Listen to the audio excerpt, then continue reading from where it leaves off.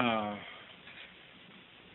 what we say might be mainly a repetition of what's on that tape, but the reason we're here is because we want to add a few exclamation marks to that tape, and just to review a few points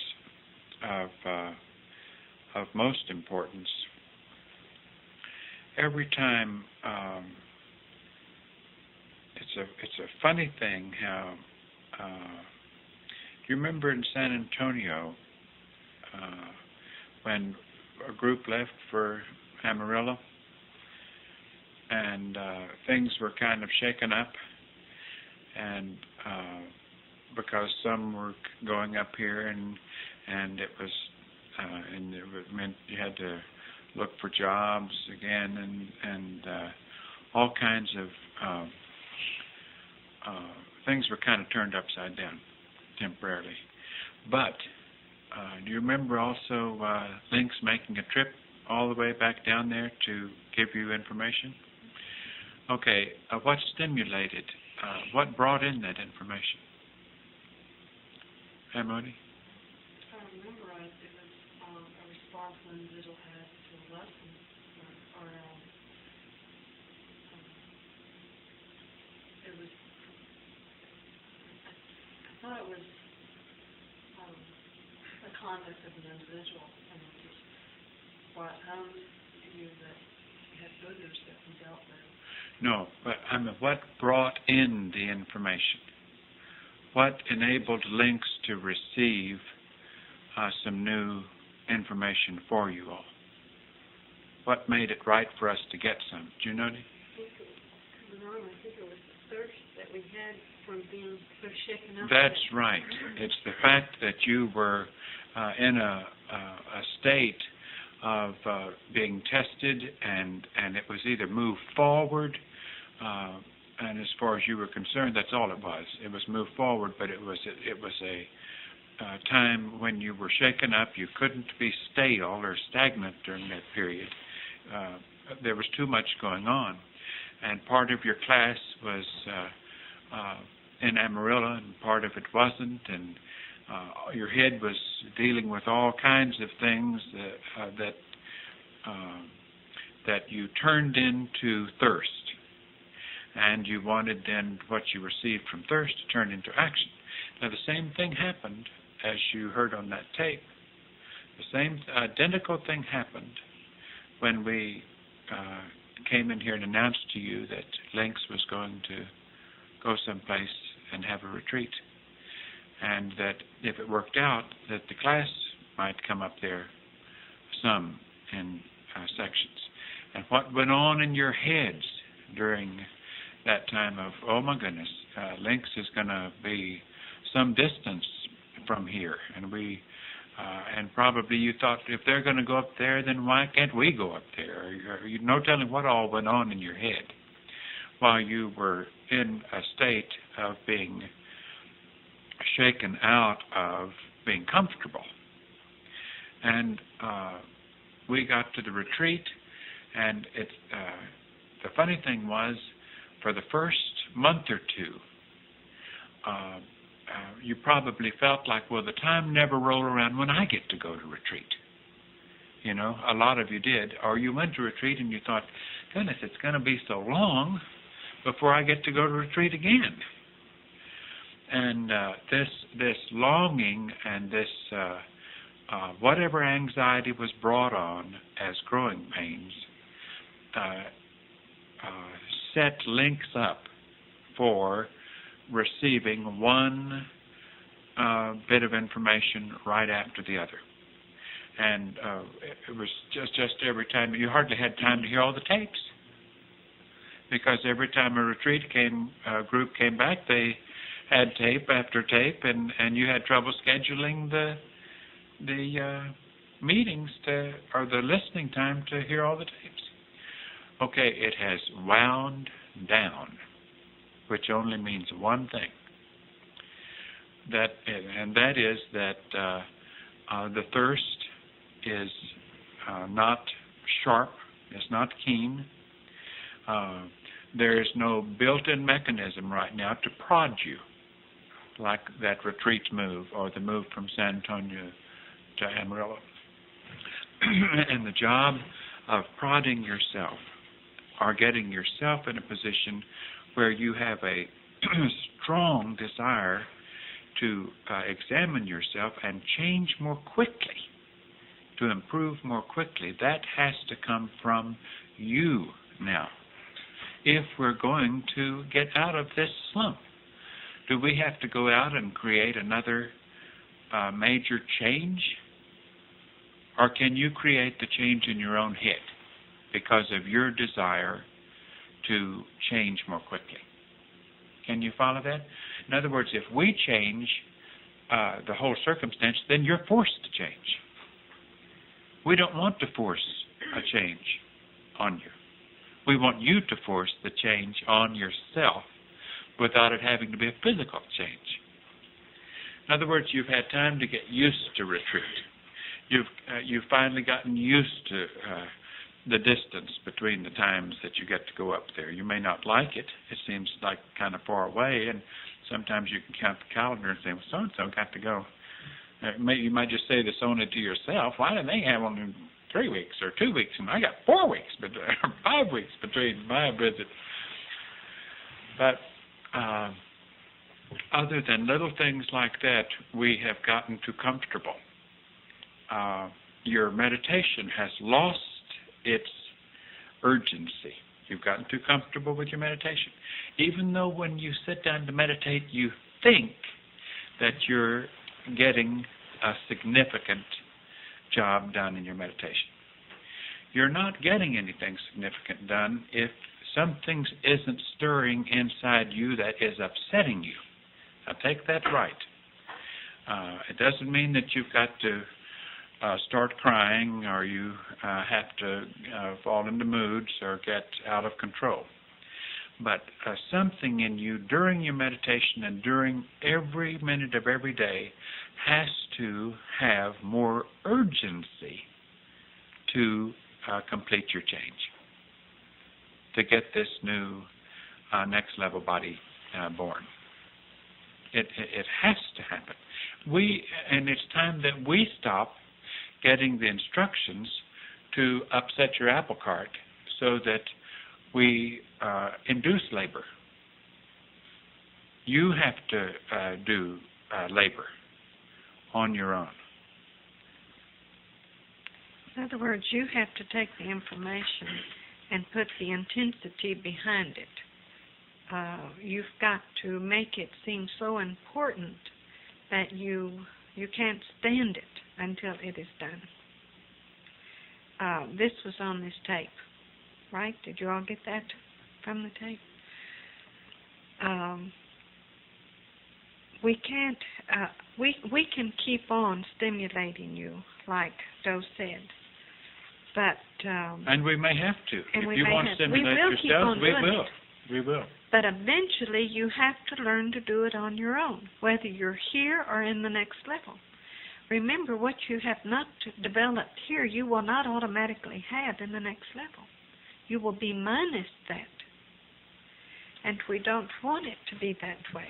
Because it would be just like a premature that still has to have certain crutches.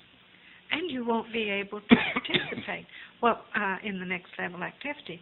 What we want you to do is to leave here, go to the next level, and step right into your assignments. And you won't be able to do that. And we're being honest with you. You will not be able to do it unless you have developed certain things.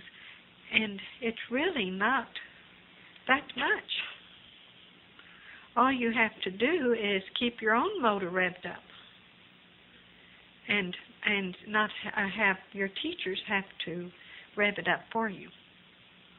Now, we can't, like we said on the tape, we cannot bring in any more lessons until this is learned, because the next level has let us know that it's too important for us to let it go by the wayside. And so therefore, they we were instructed to come here and to put an exclamation point behind the tape that we sent yesterday, because we wanted you to know how important it is. It is more important than anything else that you have had in a long time. But you have got to take, you don't got to, but I mean you need to take this, everything, and put such a strong force behind it to do it. And that doesn't mean do it for a few days and then drop it. It means you have to develop it. You have to keep it going. You can't inject your own method of doing things. During the little period that we had when we first started Help Wanted meetings, when we first started slippage meetings, and all of that was happening at the same time that the retreat was still fresh. And there was so much happening in you because you were surfacing things. You were facing things. You were ignoring personal embarrassment. You were exposing things. You're just laying it out on the table and giving your classmates for the first time credit to help you as members of the next level would help you. And that just stimulated things so much. The next level was just giving us one bit of information right after the other that we could pass on to you. Now, you've even gotten comfortable with your slippage meetings. And if they begin to get stale, that would be an abomination if they got stale. Don't let them get stale. If you as individuals would stop thinking at times that your rate of change is limited, because that's where you really get in trouble. It's like it took you all this time to finally, or you think to yourself sometimes, it's taken me all this time to finally accept the package of my weaknesses and my flaws and so forth. But you can't accept those weaknesses and those flaws as something that is going to remain with you. You've got to very, very speedily, one at a time, knock off those weaknesses and flaws and compensate for them and fill up those wounds and make them heal. And you've got to know that you can do it, that you're capable of change. Every time you change and still see that same weakness still shows up a signal, even though you've worked on it, don't take that signal of I haven't changed. Just because the weakness shows us its signal again. But the signal will slowly get weaker and weaker and weaker every time you see that signal and do something about it. But you've got to know that you can do something about it. So don't make a mockery of your meditation. Don't make a mockery of your slippage meetings. Make them potent. If your meditations aren't potent, then don't you meditate again until you can have a significant meditation. And you'll be determined to have a significant meditation quickly. You see what we're saying? But don't just do it as a matter of course. Because you're supposed to. Yes, or because it's routine or because it's instruction. That's not the way to carry out instruction. It has to have potency. It has to have meaning. Each time, like the mantras that I do, each time that I do them, I can see even more clearly how I can get more from them than I could the time before that I did them. Because each time I do them, I see more clearly what it is I'm working on, and I see more clearly what's left to do. And all kinds of side advantages of viewing what I'm working on appears. Now, if that isn't happening to you, then you're just pacing through your meditation and your mantras. You're just doing them out of loyalty or something, and they'll become worthless. Just worse than not doing them. It's worse to do them and mean nothing than to not do them. It's more harmful to you to get used to and comfortable to just pace through those things and have them mean nothing to you. So we're not here to criticize you. We're not here to call you down. We're here to make you examine your desperation to finish up shedding your shell. And you've got to be desperate. How many times has T told you that that babe has to have a lot to do with that birth? That babe coming out in labor has to exert something. If the babe had been lethargic, it would have been stillborn. If it didn't have any, it wasn't conscious, but yet, and yours has to be conscious. But there was something in the structure there that was strong enough to see it through and force it through. And it started coming to the life the first time that mother felt a good, healthy kick. And it didn't, and from there on, it increased until it was out. And yours has to increase. Now, we think you're way past the kick, but let's really get some potency behind the time you have. Goodness, we wish you hated this world as much as we do. Now, if you say, I do, then do something about it. It doesn't mean that this world is wrong for the plants. It's wrong for you. It's only, it has been right for you for a lesson time, but it's wrong for you to stay.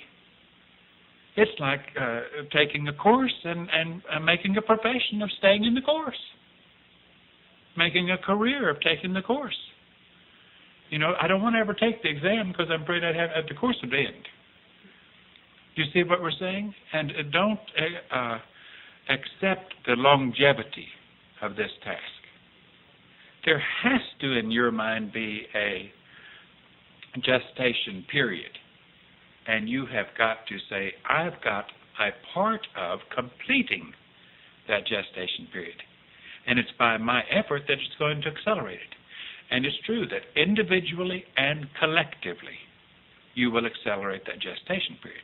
Now, when individually and collectively that gestation period has ended, those who are still tardy on some of their effort in the labor will be as prematures, just like T said a moment ago. They'll still have some homework to finish, even when they get out of here, in the areas that they have been lazy in, and being like a member of the next level.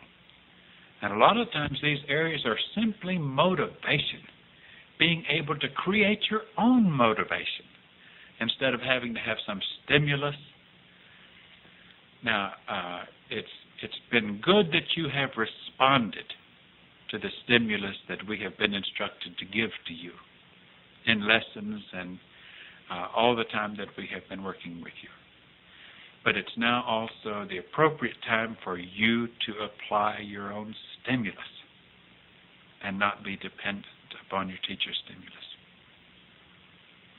In a sense, it's a form of maturing. You have to reach a state of maturity. And in other words, you have to reach this place where you stimulate yourself eventually, whether it's here or in the next level. We're desperate for you to do it, because you know what happens to us when you finish doing it? We get out of here. And we want out of here so badly that's why we're so desperate for you to be desperate to finish your task. I didn't mean to cut you off. No, that's fine. Do you all understand what he means by stimulus? In other words, if we give you a lesson, then you take that lesson and make your vehicle perform according to the lesson. If you have a procedure to do something, then you take that procedure and you carry it through all the way. You don't drop it after you do it a few times. You don't add to it. You don't add change your it. own thoughts. You don't add your own way of doing things. You don't slip in something, a little offshoot of a procedure without it being an actual procedure. In other words, and then if you break it, you become so angry with yourself that you say to yourself, I want to remember not to do that again. And go over it and over in that lesson in your mind so many times that you stamp your computer. But you don't just write a slippage note and then the next time it happens you do it again. In other words, the slippages have to stop. You can't continue to do slippages. It doesn't mean you stop writing slippage notes. It means that you stop actually doing the slippages. And you become so determined not to have slippages that before you know it, you won't have any slippages. Now, don't stop writing the slippage notes to make it appear that you've stopped doing the slippage, if you're still doing the slippage. Now, let's go over that once again. One is your personal determination to examine yourself and your weaknesses and to work on them more quickly. Okay. Now, what does each new day give you? It gives you an opportunity to prove whether or not you meant business. Let's say you meditated last night and you said, boy, I can see that I still have a lot of work here. I have a lot of work here. I've got this to concern myself. I've got this. Why can't I get this right? And you go through those things and you get a pretty clear picture. And then as you're retiring, you say, I want to keep these things on my mind because tomorrow when I awaken, that day is going to be my opportunity to start proving improvement in those areas. Whether it's my countenance or my scheduling of time, or maybe I talk too much, or maybe I don't exert enough effort in the lab, or maybe no telling what the areas are that I don't follow instructions or I don't act as a member of the next level. But it doesn't do any good to sit in your meditation and have a real inspirational experience and then the next day do nothing about it. The next day is the beginning of the follow-through, because I promise you that if you meant it in last night's meditation that you wanted to improve, that the next day would give you at least a dozen opportunities in the areas you needed the most. Now, some of those areas may not be the ones you thought that you worked on last night. Some of them will surprise you. And that's usually the best test, when they surprise you. Because then you're not, it's really going to see how you really respond when you didn't have a chance to prepare yourself. That's the better test. But you're trying to cover your bets and prepare, even though some tests will come up tomorrow that you haven't prepared for. But remember, it's two things. One is the mental determination to start a more rapid improvement process on yourself, to get out of here more quickly, to correct those things, to change those things that you know are weaknesses. And the next is to take the opportunities that will come to you very quickly if you meant it when you said you wanted those opportunities to come to you. Then take them, and then take each new day as a more accelerated opportunity. It's like, okay, I thought I was going to do pretty good today because last night's meditation I really thought was good, but I really didn't do too well today. A lot of it snuck up on me, and my grades weren't too good. So tonight, in my meditation, I strike out with even more strength than I had the day before. And I am determined each day not to accept discouragement, not to accept anything that will put me down or make me feel like I cannot correct those things that I know must be corrected. The only reason they are reappearing to me, they are not reappearing to me to put me down, they're reappearing to me to help me see how to get a handle on them. And maybe I haven't gotten a handle on the last 3 times they reappeared to me, but I know that I haven't been smart enough to figure out the correct way to get the handle on it, because it's going to come up again tomorrow, at least once. Now, this is just trying to put it in a nutshell for you. But goodness, if we could give you all needles that you could stick in your bodies from head to toe that would stimulate something that would make you determined to help T and Doe go home and to help you all get home more quickly, then we would really be happy. I'll give you all a secret. You want a secret on how to meditate? If you're having trouble meditating, take your thumb and press it like that. Okay? And that'll help you meditate. Okay? On both sides? Just like pressing that. it like that. Like that. Okay? You feel it? Don't you feel relaxed? Okay? That's it. This is a program. Yeah. This Okay? is Your right hand on your left thumb. Okay? Anytime you need to relax, press that. Well, give them one for when they're too relaxed. Only you can work it in reverse. Left hand on right thumb. It'll take it away. You become hyper. Try it and see if it won't work, okay? Now, this may not seem to you as important as it does to us. We'd give anything if we felt like it did seem as important to you as it does to us. Because we don't really like to drive to Amarillo or anywhere this far just to add a punctuation to a lesson. But we felt like anything that we can do to get things wrapped up more quickly and reestablish a better growth pattern and to get you more determined to be your own stimulus in that direction. Promise? All of these people are wearing bumper stickers that says "E.T. phone home," you know, and we can't phone home. You know, They won't E.T. pick up the sends phone direct yet. instructions. We'll phone, but they won't listen. They don't answer. They won't listen But they to us will when we when say you're come ready. get it. But what they need is this bumper sticker that says, "I want to go home." Sign E.T. Incidentally, we saw we picked up an Amarillo paper down the road, and I think it was an Amarillo paper. No, it was Albuquerque. No, well, anyway, it was in the newspaper. It doesn't matter which one. But a place in California is building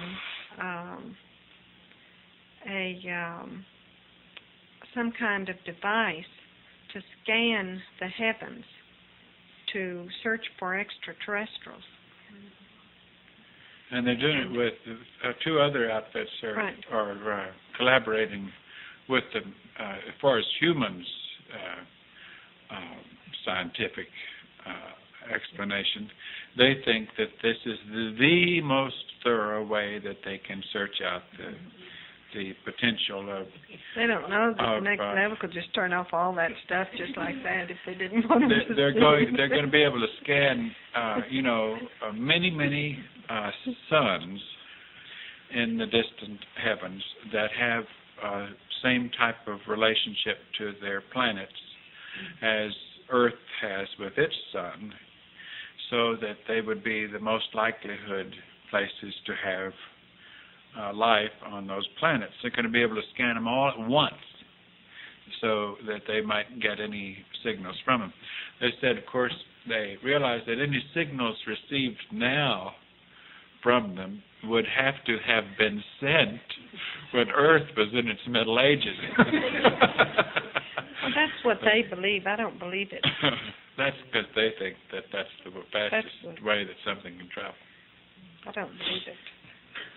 That meant, when did we leave to come here?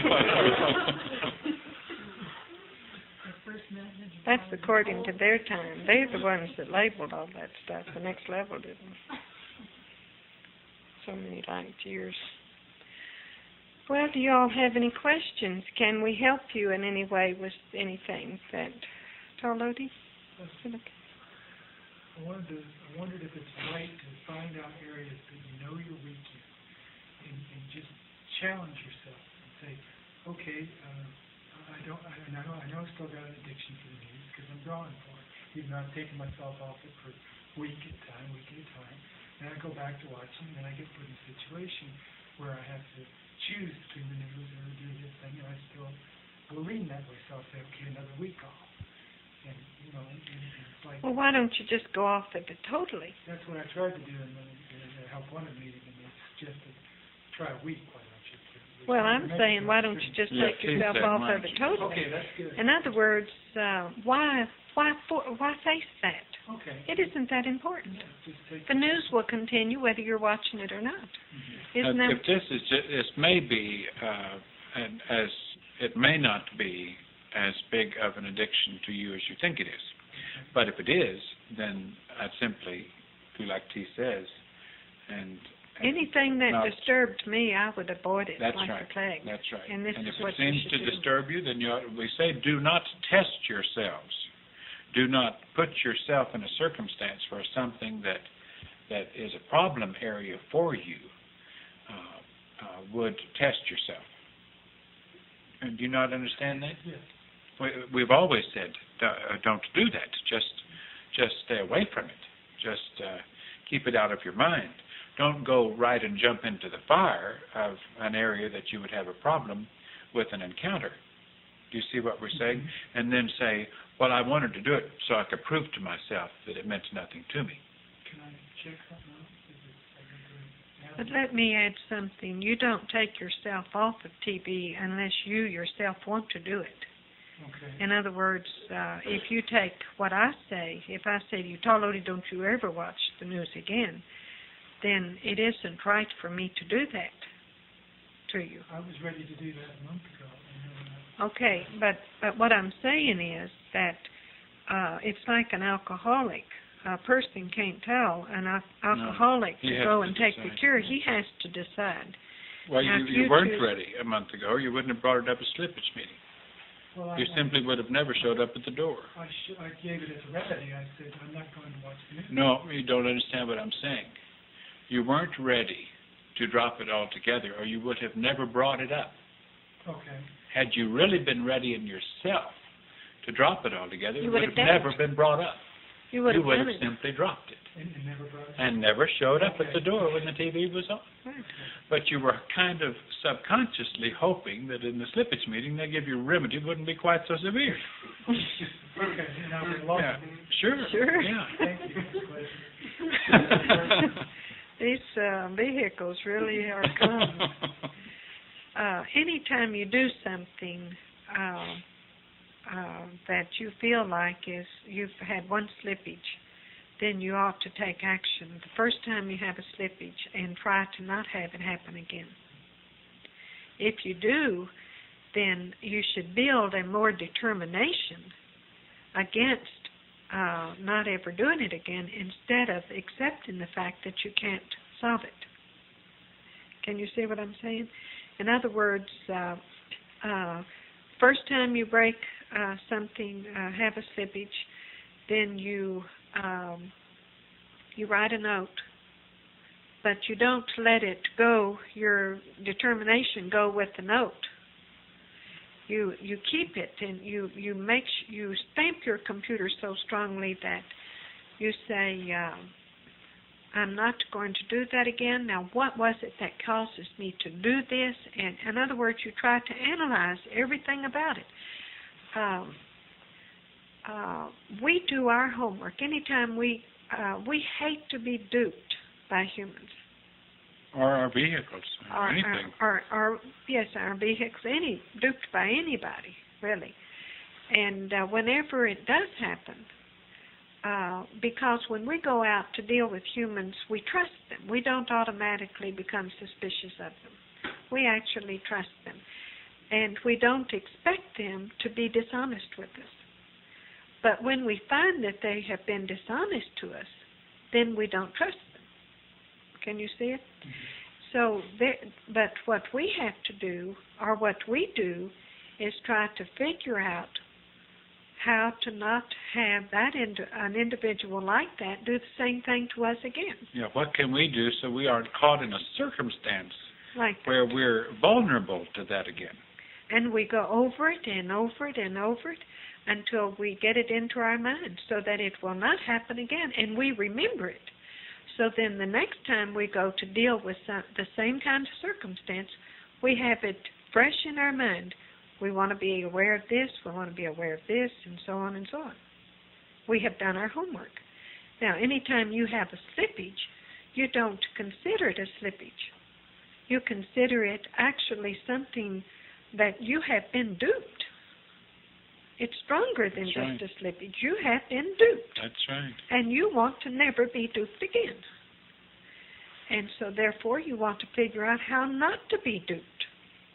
Do you understand what he's talking about? And that's the only way you can ever remember anything. You've so been therefore fooled, you've been conned, you've been blinded temporarily so that you stepped right into the problem. And your vehicle. Your vehicle wanted you to.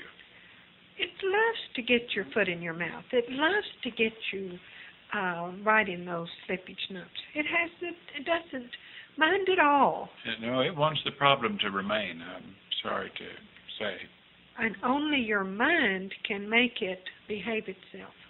Your mind being your next level body that you're growing, the butterfly in you. Can you understand that?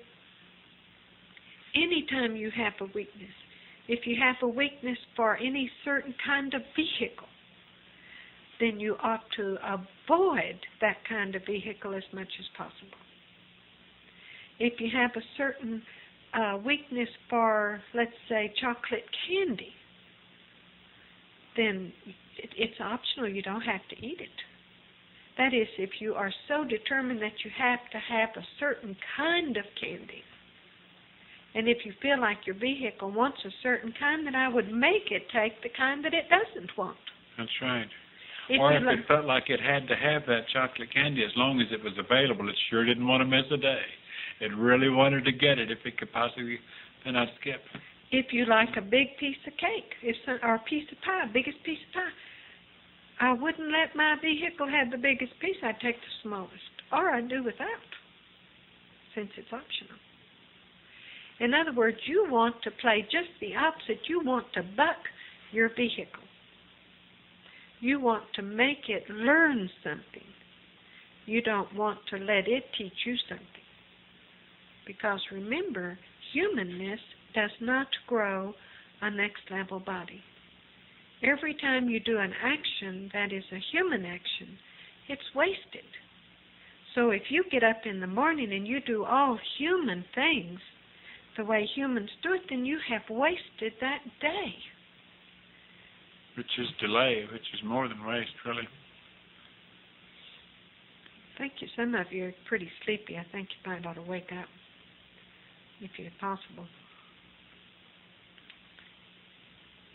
When you were asking about the computers up there, I felt like it was inappropriate for me to offer some suggestion of some program, and I wanted to retract that if possible.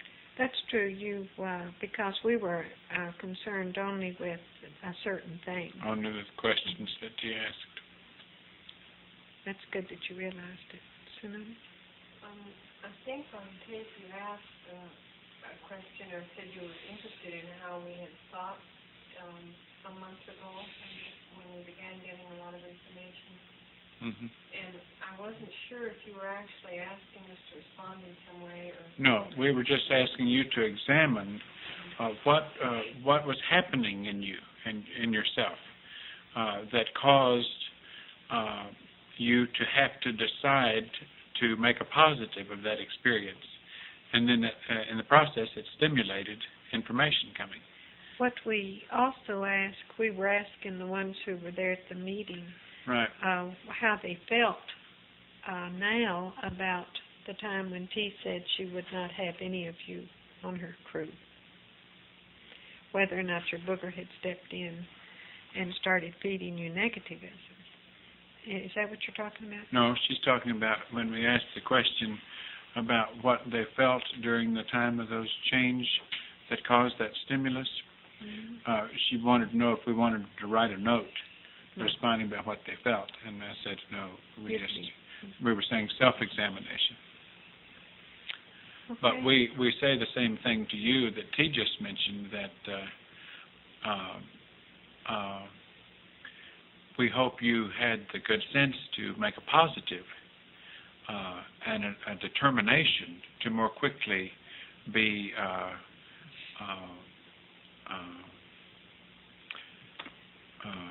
in a position to be asked to be on a crew, rather than say, well, if that's the situation, then there's such distance between me and my teachers, I might as well just I don't accept care it, anyway, you know. Yeah, or you might have said, well, who wants to work with those two anyhow? Who knows what would But do. you know, If the booger was the talking. thing of it is, if you don't want to now, you will when you get out of here, I'll tell you. Because if you get bored here, you're going to even be more bored in the next level if you don't have a task. And you will be doing something very similar to this. If you haven't matured enough, they're not going to put you in an incubator and let you just sit there. In other words, you will have to be placed in circumstances where you can learn all these things. But they won't be next level activity. It will be very similar to this. Either that or they're able, no, I don't think they will. But anyway, and this is why we're stressing so for you all to do this, because we want you to be able to start to work as soon as you leave here, because we know how much you have been waiting for it. And to be reliable. And how much they need you. Believe it or not, they have a place for you there. They need you desperately. But they need you only But in they a need reliable condition. They need you only with the things that you need to know. Or if you do what we tell you, you will be ready. It's as simple as that. But we can't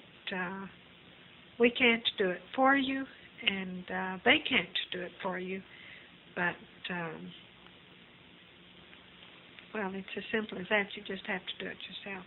Somebody's hand's in the back. I don't know whose it is. And Yoda's over here. Oh. I wanted to, on my response when you were telling us about you wouldn't have us on your crew, I thought about it during the night. I was there when you said this. And for the night, in my bunk, I said, well, then maybe I can be first. You know, it's one of the thoughts that came to me. Well, it's possible that I could be first. Sure, you have the chance, right? And so they kind of gave me an energy. It seems like when I thought that, Well, that's a good response, right? In other words, you want to have, because I was using myself as an example. In other words, there are other older members with the same standards that I have. Doe has the same standards. And if I wouldn't pick any of you, then nobody else would. You see what I'm saying? So I'm using only the knowledge I have to teach you and what the next level gives us to give to you. So therefore, if you learn what we teach you, you will be picked by, you will be picked by, pickable. By Mindy. That's right. And so therefore, it's so important for us that you learn, that you do all these things, that so you will be picked. Actually, you have a place there. You have a position waiting for you. But you have to qualify for it.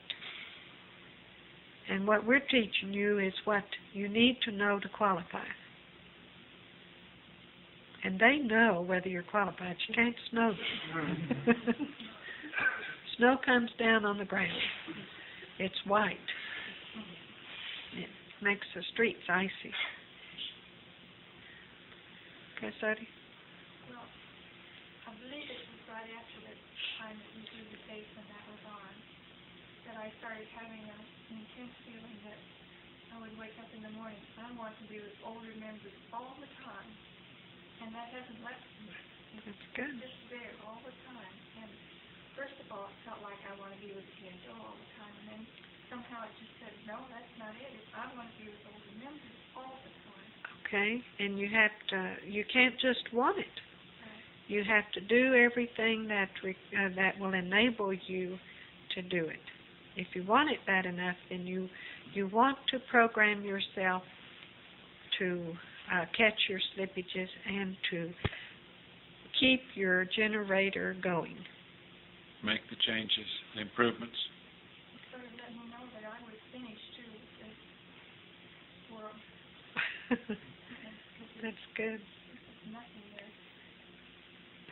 Well, your mind, your next level vehicle will grow. It's just like what you're probably realizing is that you're growing to realize that this world has nothing, which means that not that you have outgrown the world, it's just that you have matured enough to realize that a word about the world outside while he was in the chrysalis, he would be probably part caterpillar and part butterfly when he came out of it.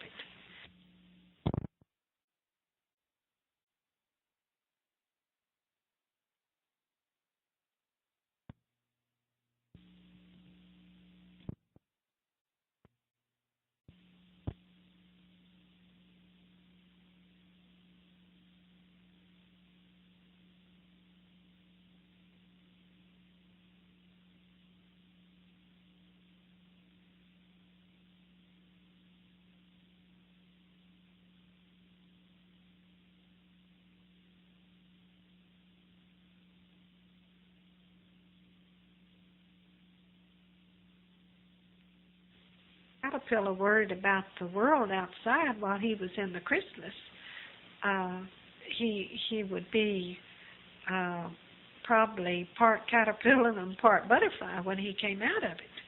If it was at all possible, he would be half-formed. Yes, it's still concerned with that caterpillar consciousness. But he has to go, let's say there are chemicals inside of you that have to be released in order to form the body. And when we give you something to do, like we say, if you have a slippage, don't allow the slippage to happen again. Okay. Now, if you believe us when we say that, and you really work hard on not allowing that slippage to happen again, then that chemical will be released every time you try to squelch that slippage. And that chemical is what's forming that little body. Can you understand it? Some of the best chemicals secretion, too, comes at those little bitty things that you think aren't too significant, that you kind of overlook because they aren't that significant, because your vehicle has conned you into overlooking them. I'm not going to say what it is, but it's just, you don't want to think of it as significant. Because if you had to think of it as significant, you'd have to stop it. You know, and all of you have some of those little areas. If let's say that you're a professional singer and you want to sing opera. Now, the only way, do you think that if you got up to sing and you sang half popular songs and half opera, that you would become an opera star? There's no way. I don't think that you could do it. If you, in other words, if you sang the opera, the song, half in a swingy tone and half in an operatic tone, it would be ridiculous, right? Now, you all are trying to do that.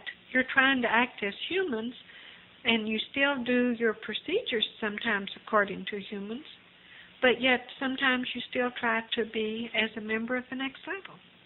Now, what you're trying to do is get rid of all the humanness and do next level things totally. Now, we know the ones of you who have an out-of-craft task, you have to play act. We want you to play act. As a member of the next level would play act. When you go to your out-of-craft task. You go there and you pretend like you are a computer person, or you're whatever you are. Little robot. Right. And when you leave there, oh, I'm glad I'm out of that, because now I can be who I am. That's right. And we don't want you to forget that consciousness. Be sure the play acting is there, never here. Right. And, go ahead, Carlotti, what is it? When you gave some keys one time of what we needed, and correct me or stop me if I go too far, but okay, you said program fear. You need that fear inside of you, and that's what I'm lacking. I take things too lightly, and I slip back. I'll get fired up, and then 2-3 days later, the balloon busts, and you're back to zero again. And I was thinking that okay, I draw one experience. When I was 21 years old, I had a knife stuck in my chest, and I was scared to the pit of my soul, because I had doctors look me in the face and say, we can't guarantee anything. You might make it, you might not. And if I could program that fear that I felt into this vehicle, I guarantee you, people have to learn to catch up with me. That's right. And you've got, we gave you a meditation which we're about to take away from you, even though we're not, this isn't officially taking it away from you yet, but that was meditating upon seeing yourself at the feet of the chief. And of course, if you could do that and believe in the existence of the chief and see yourself for the student that you are in the presence of the chief, that fear would be there. It would be there, and it would be automatic. It's just like if T and Do were standing here with you, not because of who T and Do are, but just because T and Do are two members at the next level. If we were standing here with you out of these vehicles, in our natural vehicles, that fear would be in every one of you every moment that we were standing there. And for as long as we stood there, it would be there. And so when you step into not having that desperate desire to change and improve and keep your conduct where it belongs all the time, it's because you're slipping into disbelief. Unconsciously, you're slipping, for the period of lethargy, you're slipping into disbelief. It's like you put belief aside. You don't really want to think about it at the moment. If I want to drum it up, I can believe real good. But when I'm not drumming it up, where am I? Where is that belief? Is it really there? Do you know what I'm talking about when I'm saying belief? It's like sometimes your vehicle has you still wonder, is all this still a pipe dream? Is there really something beyond the human kingdom? This all seems to make a lot of sense that there is, and that there are gardeners and all this, but can you actually feel what it would feel like to have one of those standing there and seeing him and knowing that he's there and knowing that you're there and that you're at the state of the student progress that you're now at? And that in itself would keep that fear in you, because the only fear that would be there is a desperation for improvement.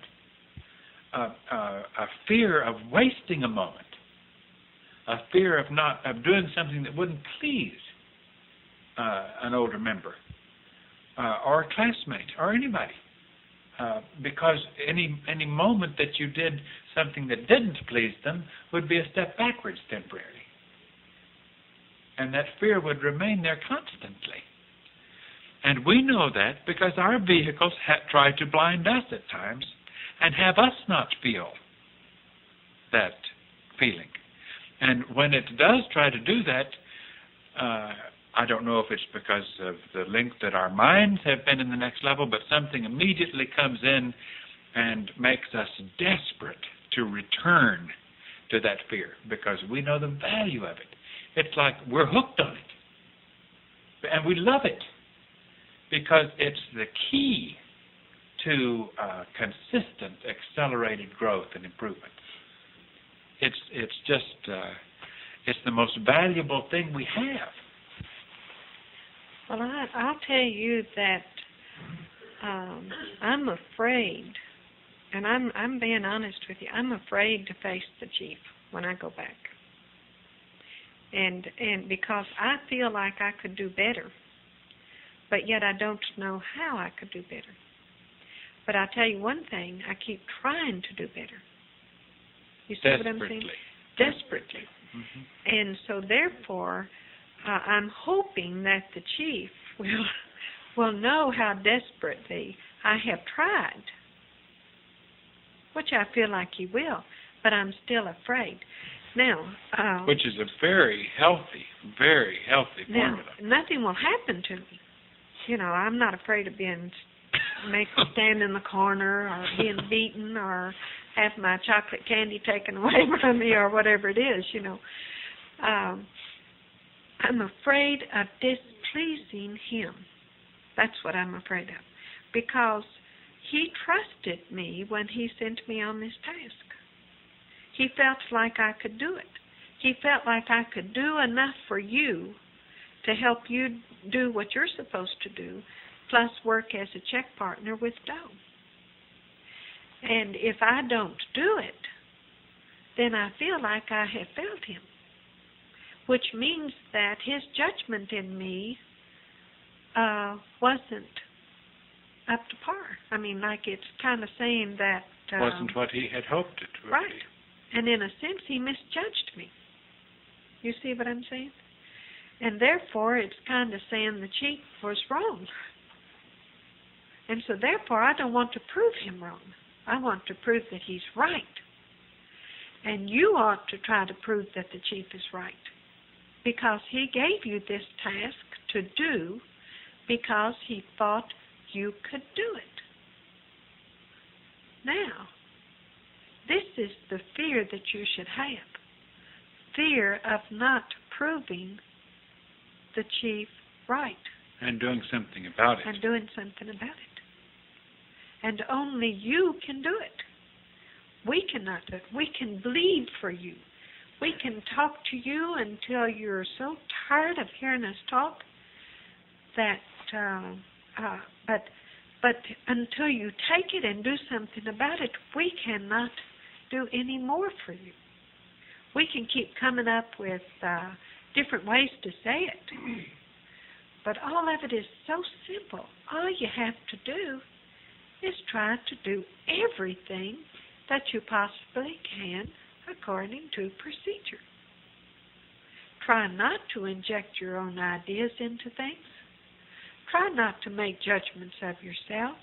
Try not to do little things, make up new procedures. Anything that you, any slippage that you have, try not to have it more than once. If you have it the second time, then swear out on a Bible that you will never do it again. That's the determination that you need. And if you do it the third time, the whole house will cave in on you. That's the intensity that you need. Whatever it takes to make you develop the stimulus is what we want you to have. We know one thing, that when we cannot go to the next lesson, then it is because you all have not learned the lesson that was given to you prior to that. Now, if the majority of you have learned it, then they will give us the next lesson. But evidently, the majority of you did not learn this lesson because we had to repeat the lesson. So I think we've said enough about it. We hope you understand. That's the most important. Do you understand what we're talking about? Okay.